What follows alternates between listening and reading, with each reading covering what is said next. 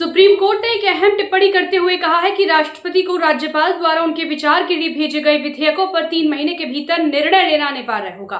यह पहला अवसर है जब सर्वोच्च न्यायालय ने राष्ट्रपति के लिए कोई स्पष्ट समय सीमा तय की है, जो संविधान की कार्यप्रणाली में एक नया दृष्टिकोण प्रस्तुत करता है। यह फैसला तमिलनाडु के राज्यपाल के मामले में दिया गया, जो हाल ही में सुप्रीम कोर्ट की वेबसाइट पर अपलोड किया गया।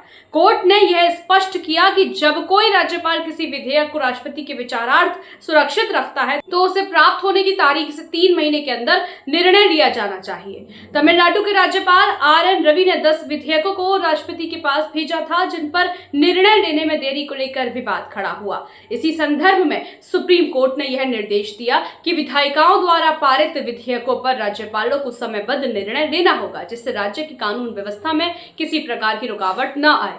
कोर्ट ने अपने फैसले में यह भी कहा कि यदि 3 महीने के भीतर निर्णय नहीं लिया जाता है तो राष्ट्रपति को देरी के कारणों को स्पष्ट करते हुए संबंधित राज्य को सूचित करना होगा। साथ ही राज्यों से भी अपेक्षा की गई है कि वे केंद्र और राष्ट्रपति से जुड़े सवालों के जवाब शीघ्रता से देकर प्रक्रिया को सहयोगात्मक बनाए रखें। 8 अप्रैल को न्यायमूर्ति JB पारदीवाला और न्यायमूर्ति R महादेवन की पीठ ने राष्ट्रपति के विचार के लिए दोबारा भेजे गए विधेयकों को असंवैधानिक और त्रुटिपूर्ण बताते हुए खारिज कर दिया। कोर्ट ने स्पष्ट किया कि यदि राष्ट्रपति विधेयक को स्वीकृति नहीं देते तो राज्य सरकार को सुप्रीम कोर्ट में इस मुद्दे को उठाने का अधिकार रहेगा।